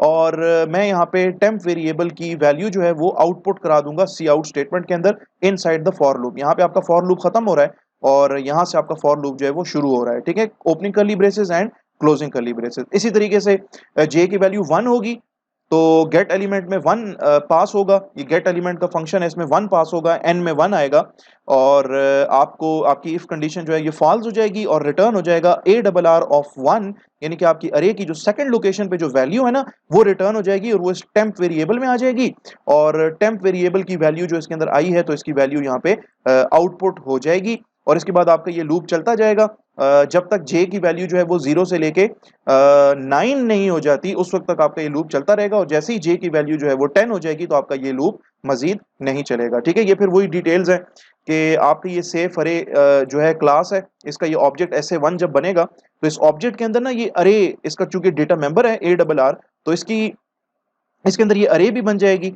ठीक है, ये इसका 0th इंडेक्स है, 1 2 3 4 और ये इसका 9th इंडेक्स है, यानी कि इसकी 10वीं लोकेशन है। तो आपका जब ये फंक्शन जब चल जाएगा ना पुट एलिमेंट, ठीक है, तो ये आपकी हर लोकेशन के ऊपर यहाँ पे 0, यहाँ पे 10 20 30 40 50 60 70 80 90 इसमें पुट कर देगा। ठीक है, क्योंकि हम कह रहे हैं कि यार हर इंडेक्स पे यानी कि हर jth इंडेक्स पे j मल्टीप्लाई बाय 10 स्टोर करें, यानी कि j अगर 0 है, ठीक है, तो 0th इंडेक्स पे 0 मल्टीप्लाई बाय 10 विच इज 0 और अगर j 9 है तो 9th इंडेक्स के ऊपर 9 मल्टीप्लाई बाय 10 यानी कि 90 इसके अंदर आप पुट कर दें और इसके बाद आपका ये जो SA1 डॉट गेट एलिमेंट का फंक्शन है ये क्या करेगा, ये आपका जो अरे के अंदर जो एलिमेंट्स हैं 0 10 20 अप टू 90 इसकी वैल्यूज आपको जो है वो डिस्प्ले करके देगा। तो ये प्रोग्राम मैंने पहले से लिखा हुआ है।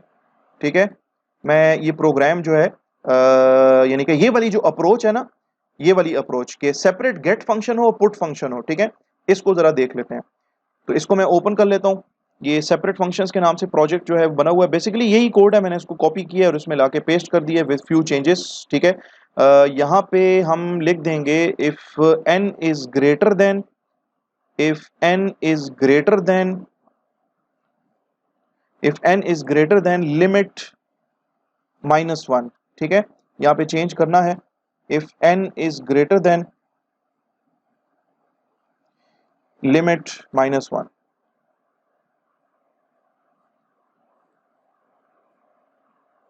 ठीक है, चेंजेस हुई हैं तो ऑब्वियसली मैंने इसको सेव किया है। ठीक है, ये वाला फॉर लूप जब चलेगा ना तो बेसिकली कोड वही है जो अभी हमने देखा है। ये वाला फॉर लूप जब चलेगा ना तो ये आपकी जो ये जो ऑब्जेक्ट है ना SA1 सेफ अरे क्लास का, ठीक है, ये आपकी सेफ अरे क्लास है।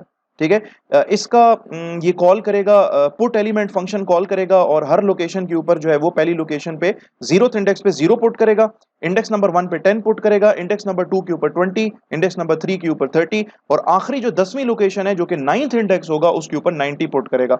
और ये वाला जो फॉर लूप है ये आपको उस अरे के अंदर यानी कि SAL आपका ऑब्जेक्ट है, इसका गेट EL या गेट एलिमेंट का फंक्शन है, ये हम कॉल करेंगे। तो ये गेट एलिमेंट का फंक्शन पहले तो चेक करेगा कि यार आपने जो वेरिएबल n के अंदर जो वैल्यू आई है वो कहीं 0 से लेस तो नहीं है या वो लिमिट -1 यानी कि 9 से ग्रेटर तो नहीं है। ठीक है, तो अगर नहीं है तो रिटर्न कर दो आपकी जो अरे है उसके 0 पहले ऑब्वियसली ये जो आपका लूप चलेगा तो इसमें j की वैल्यू 0 इसको पास होगी, तो ये 0 वैल्यू जो है वो यहाँ पे वेरिएबल n में आके स्टोर होगी और ARR ऑफ n का मतलब है कि अरे की 0th इंडेक्स पे पड़ी हुई जो वैल्यू है उसको रिटर्न करो। तो ये वैल्यू आपकी यहाँ पे आके टेम्प वेरिएबल में आ जाएगी और सी आउट स्टेटमेंट में आपको लिखा हुआ नजर आएगा एलिमेंट 0 इज और उसकी वैल्यू 0 नजर आएगी। फिर दोबारा लूप चलेगा क्योंकि ये फॉर लूप है आपका, ये दोबारा चलेगा, जे की वैल्यू 1 होगी तो ये आपको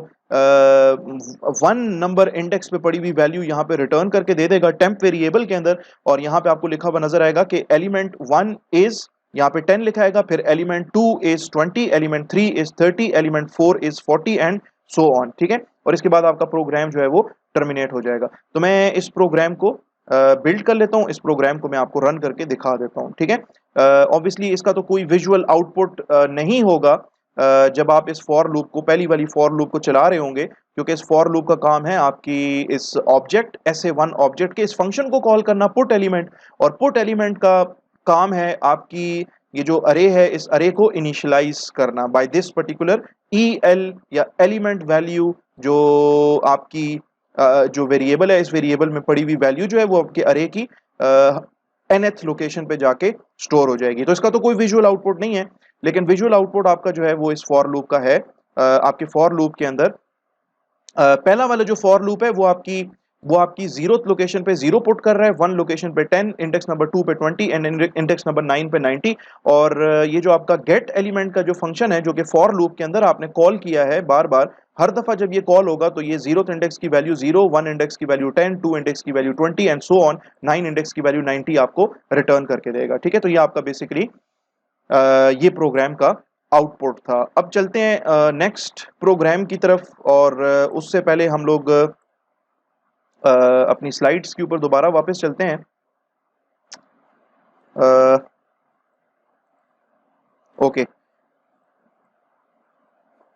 तो separate get and put functions हमने देख लिया। अब सेकंड अप्रोच जो थी वो आपकी है कि सिंगल एक ही फंक्शन हो और जो कि क्या करे कि वैल्यूज आपकी अरे के अंदर पुट भी करे और उसकी वैल्यूज को गेट भी करे। तो ये सिर्फ पॉसिबल है कि अगर आपका फंक्शन जो है ये सिंगल एक्सेस फंक्शन जो है, it should if it is returning a reference of your arrays location, तो फिर ये पॉसिबल होगा।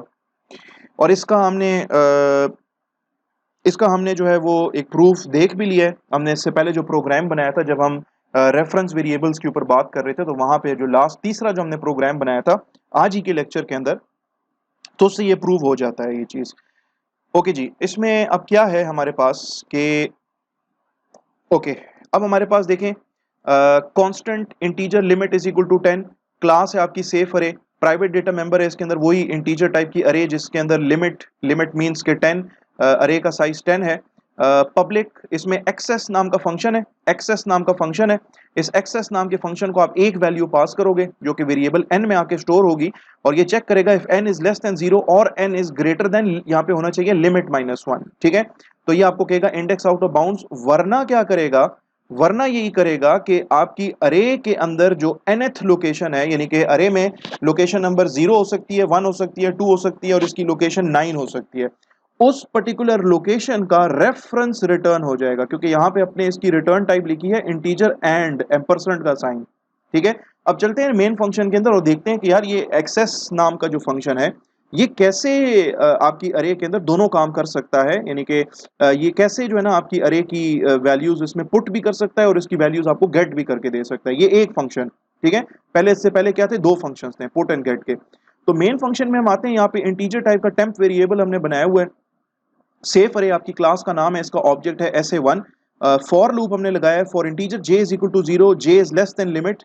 ठीक है, यानी कि j जो है वो 0 से लेके 9 तक चलेगी, लेस देन लिमिट। ठीक है, लिमिट में 10 है, j प्लस प्लस। तो हमने यहाँ पे लिखा है SA1 आपका ऑब्जेक्ट डॉट इसका फंक्शन एक्सेस फंक्शन, और इसमें अब j में पहले 0 होगा तो एक्सेस का फंक्शन चलेगा, उसको 0 पास होगा, और इज इक्वल टू j में 0 है करंटली, फॉर लूप जब स्टार्ट होगा। ठीक है, तो 0 मल्टीप्लाई बाय 10 0, तो 0 इसके अंदर ना हम स्टोर करने की कोशिश कर रहे हैं, लेकिन पहले पहले आपका प्रोग्राम जो है, पहले आपका प्रोग्राम जो होगा वो इस पर्टिकुलर स्टेटमेंट को जो कि आपने लिखी है यहाँ पे SA1 आपका ऑब्जेक्ट डॉट एक्सेस का मेथड, और इसके अंदर आपने जो j पास किया है ना, पहले तो आपका प्रोग्राम इसको रिजॉल्व करने की कोशिश करेगा कि इसका क्या मतलब है। तो सबसे पहले आपका ये जो SA1 आपका जो ऑब्जेक्ट है, ये SA1 ऑब्जेक्ट जो है ये आपका सेफ अरे क्लास का ऑब्जेक्ट है, और सेफ अरे क्लास के ऑब्जेक्ट को जो ऑब्जेक्ट है वो एक्सेस नाम के फंक्शन को कॉल कर रहा है और उसको 0 भिजवा रहा है, क्योंकि शुरू में जब फॉर लूप चलेगा तो j की वैल्यू 0 होगी। तो चलो देखते हैं ये एक्सेस का फंक्शन क्या कर रहा है।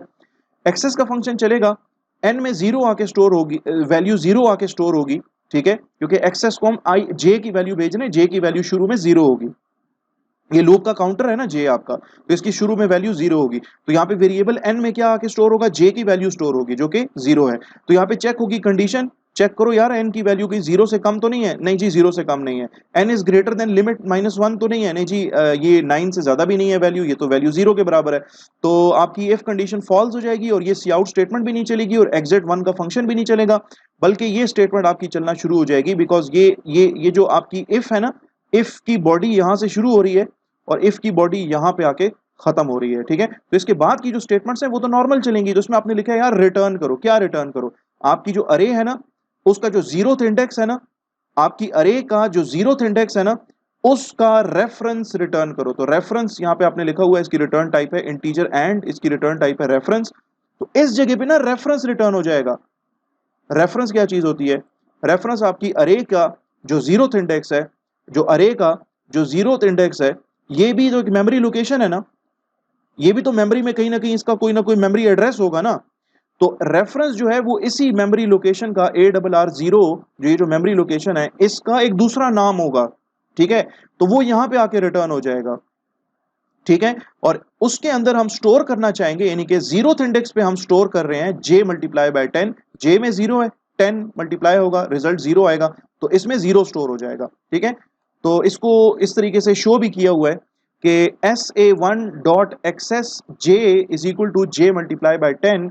तो अगर j की वैल्यू 0 है तो रेफरेंस ऑफ ARR जो आपकी अरे है, जो कि आपके SA1 ऑब्जेक्ट के अंदर पड़ी है, और उस अरे का जो जीरोथ इंडेक्स है ना, उसका रेफरेंस रिटर्न होगा, और उसमें j मल्टीप्लाई बाय 10 वैल्यू जो है वो इसके अंदर स्टोर हो जाएगी। तो इसमें 0 स्टोर हो गई, ठीक है। यहाँ पे अगर आप देखें तो इसमें 0 वैल्यू स्टोर हो गई है। इसी तरीके से आपकी ये जो लूप है, फॉर लूप, इसमें j की वैल्यू पहले 0 थी, अब j की वैल्यू 1 होगी।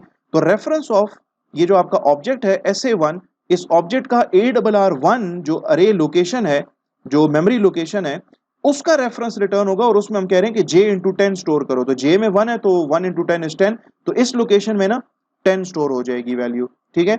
एंड सो ऑन आपका फॉर लूप चलता जाएगा, और इसमें 20, 30, 40, 50, 60, 70, 80, 90 वैल्यूज इसके अंदर स्टोर कर लेगा। और इसके बाद जो दूसरा फॉर लूप है, इसका काम है इन वैल्यूज को 0, 10, 20, 30, 40 अप टू 90 जो वैल्यूज हैं आपकी अरे के अंदर, इनको प्रिंट करना। और इनको कैसे प्रिंट करना? इनको प्रिंट करना by using the access function. शुरू में फॉर लूप जब चलेगा तो j की वैल्यू 0 होगी, आपका ये फंक्शन चलेगा SA1 डॉट एक्सेस, इसमें 0 है तो आपका ये फंक्शन चलेगा एक्सेस, इसमें n में 0 आएगा, ठीक है। ये कंडीशन आपकी फॉल्स हो जाएगी, और आपका रिटर्न हो जाएगा ARR 0। कहां रिटर्न होगा?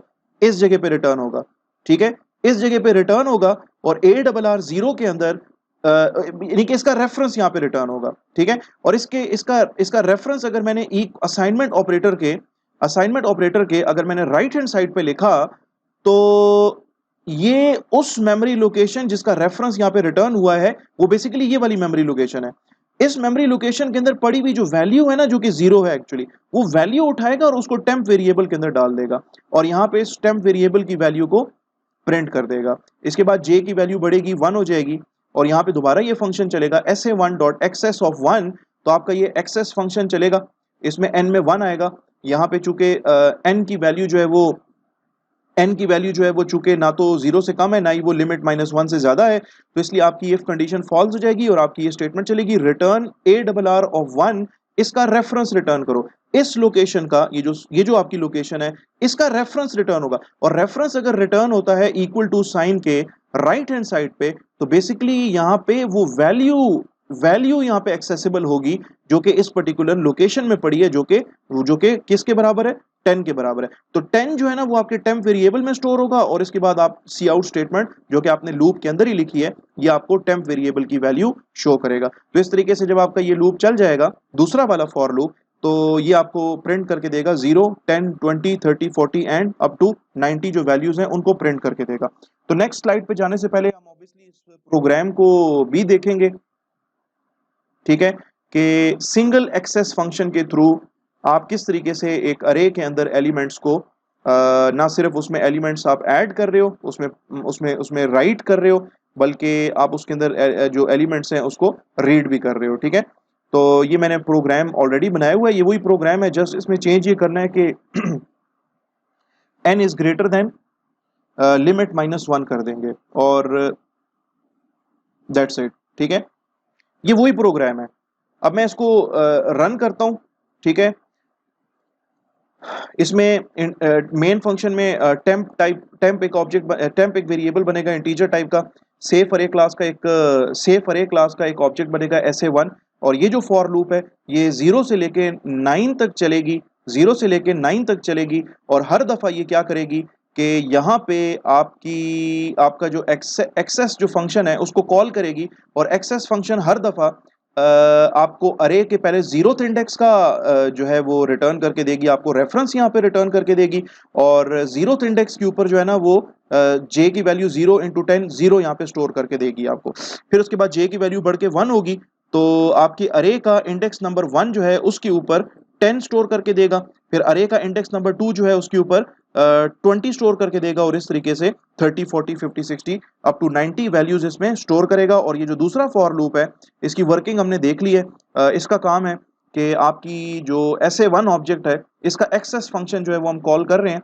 पहले इस एक्सेस फंक्शन को हम कॉल कर रहे थे अपने असाइनमेंट ऑपरेटर के लेफ्ट हैंड साइड पे। अब जब हम इसको राइट हैंड साइड पे कॉल करेंगे तो बेसिकली यहाँ पे जो आपका जो अरे है, ठीक है, लेट सपोज जे की वैल्यू शुरू में 0 है, तो यहाँ पे SA1 डॉट एक्सेस ऑफ 0, ठीक है, तो एक्सेस ऑफ 0 यहाँ पे n में 0 आ जाएगा और रिटर्न कर दिया जाएगा आपकी जो इस क्लास के अंदर जो अरे है उसके 0th इंडेक्स का रेफरेंस रिटर्न कर दिया जाएगा यहाँ पे। और रेफरेंस अगर इक्वल टू साइन के राइट हैंड साइड पे है तो ये बिल्कुल ऐसे ही है जैसे आपने राइट हैंड साइड पे उस वेरिएबल का नाम लिखा है जिस जिस जिस वेरिएबल का रेफरेंस रिटर्न हो रहा है। तो वो वेरिएबल है बेसिकली ARR ऑफ n या ARR of 0 in this particular scenario. तो उस वेरिएबल के अंदर जो वैल्यू पड़ी होगी ना वो इसके अंदर कॉपी हो जाएगी टेम्प वेरिएबल में, और सी आउट आपको जो है वो jth इंडेक्स यानी कि 0th इंडेक्स की वैल्यू जो कि 0 है वो रिटर्न करके देगी, फिर इंडेक्स नंबर 1 की वैल्यू 10 रिटर्न करके देगी, इंडेक्स नंबर 2 की वैल्यू 20 रिटर्न करके देगी एंड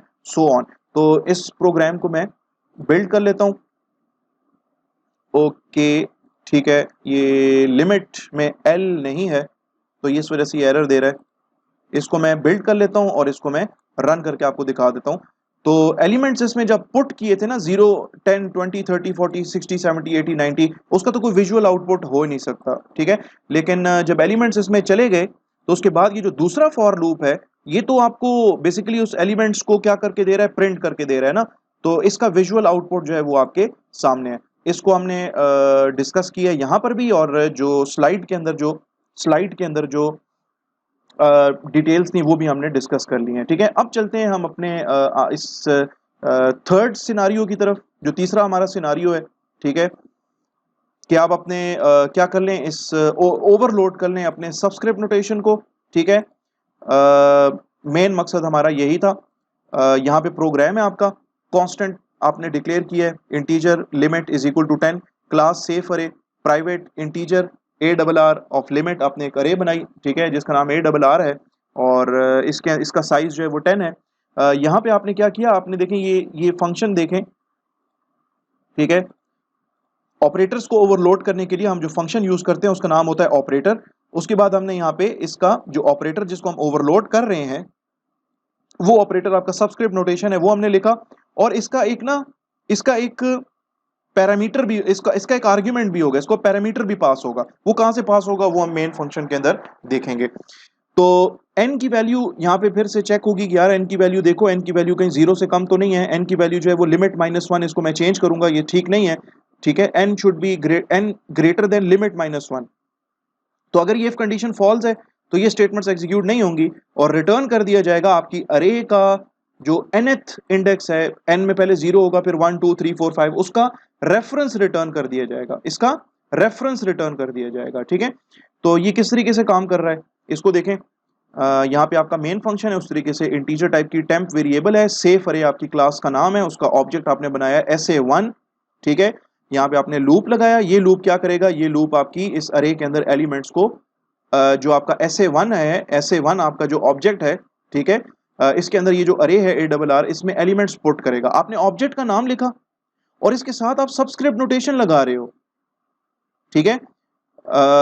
ऑब्जेक्ट का नाम लिखा और इसके साथ आप सबस्क्रिप्ट नोटेशन लगा रहे हो, तो अब कंपाइलर जो है ना वो ढूंढेगा आपकी सेफ अरे क्लास के अंदर यार कोई ऐसा फंक्शन है जिसका नाम ऑपरेटर हो और उसके आगे जो है ना ये सबस्क्रिप्ट नोटेशंस लगी हुई हो और उसका एक इंटीजर टाइप का आर्ग्यूमेंट भी हो। जी बिल्कुल यहाँ पे मौजूद है।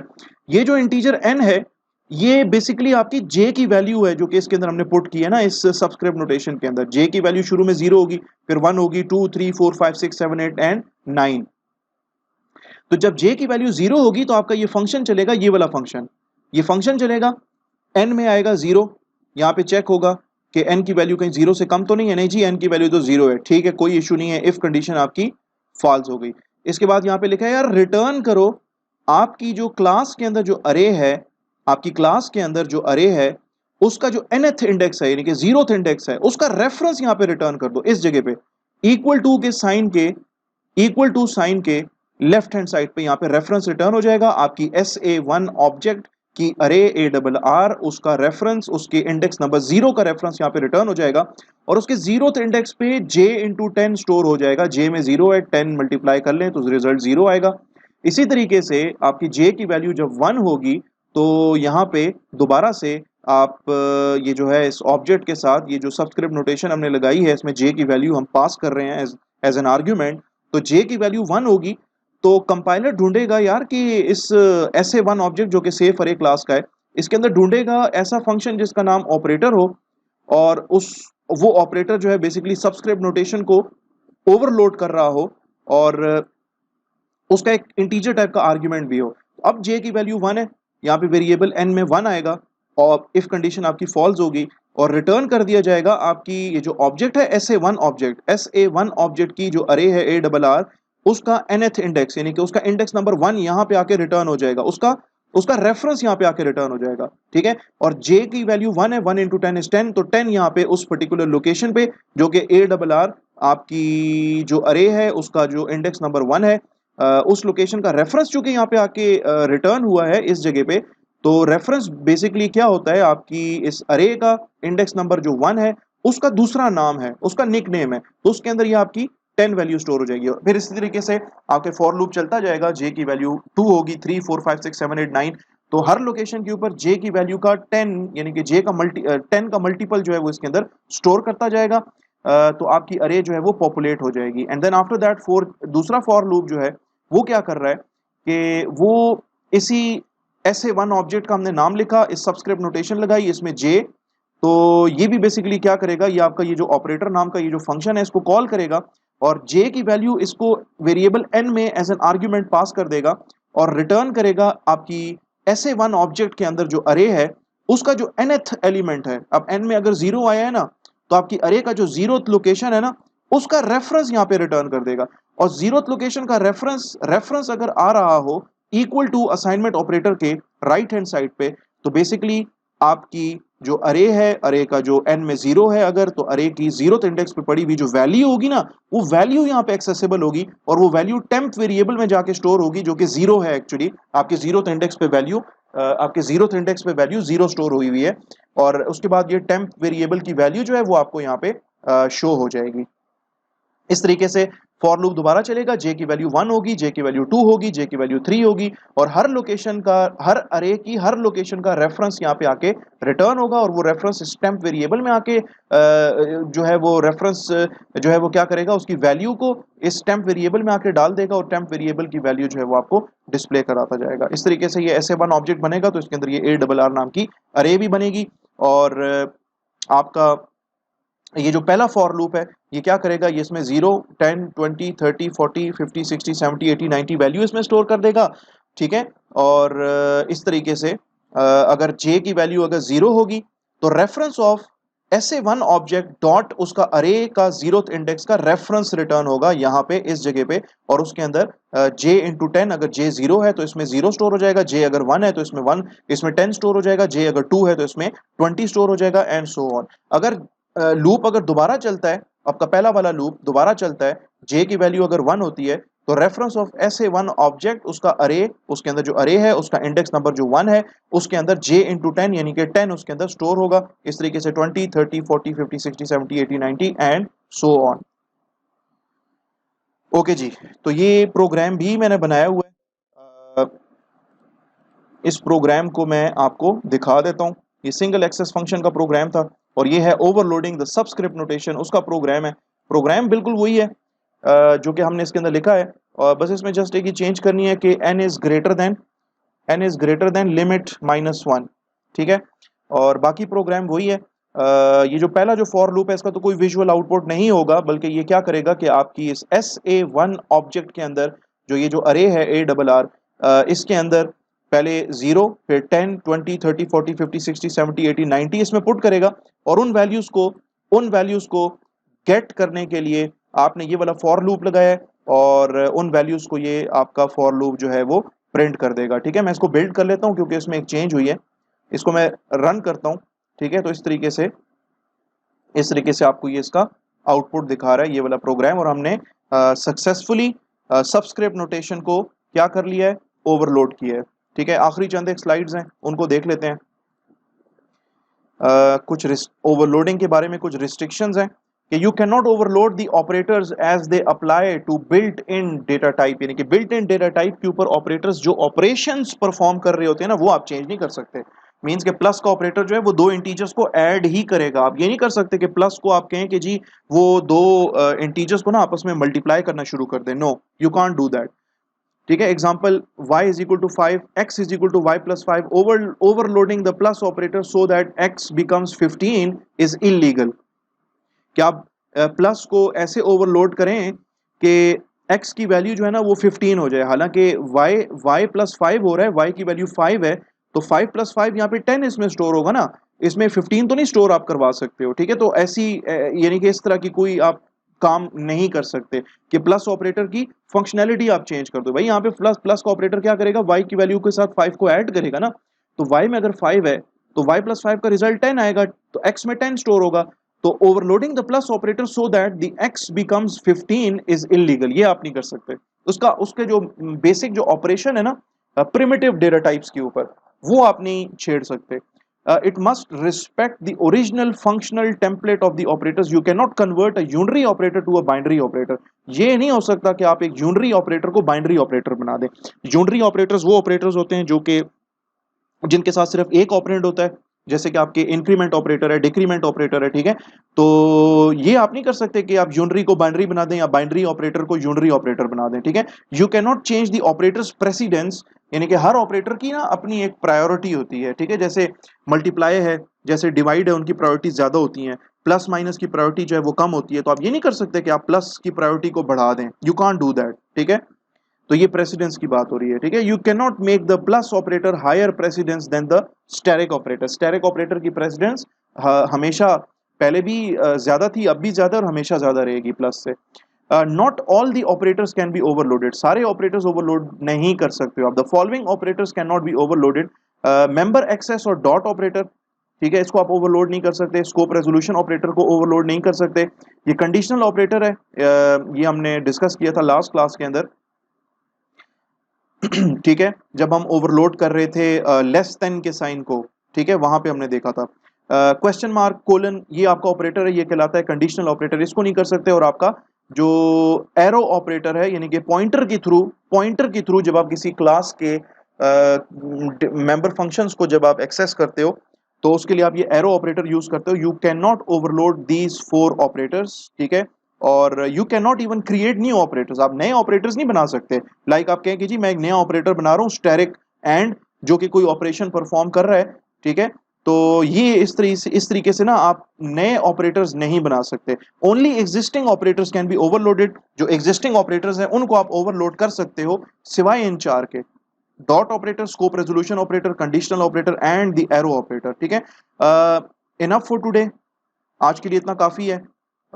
फिर मैं नेक्स्ट वीडियो के अंदर हम मजीद कॉन्सेप्ट्स को डिस्कस करेंगे। नेक्स्ट वीडियो में हम मजीद कॉन्सेप्ट्स को हम डिस्कस करेंगे। और वीडियो कंक्लूड करने से पहले आपसे रिक्वेस्ट है कि इस वीडियो को आप लाइक कर लें। अगर लाइक करना चाहते हैं तो लाइक कर लें, पसंद आए तो लाइक कर लें। इसको आप शेयर कर सकते हैं, इसको आप इस पर आप कमेंट्स कर सकते हैं। और इस चैनल को जिसका नाम कोड विद फैसल है, आप इसको लाजमी तौर पे सब्सक्राइब कर लें, ताकि आपको इसकी जो भी फ्यूचर में नोटिफिकेशंस होंगी वो आपको थ्रू ईमेल सबसे पहले मिल जाया करेंगी। तो मिलते हैं फिर नेक्स्ट वीडियो के अंदर। Take care of yourselves. अल्लाह हाफिज़।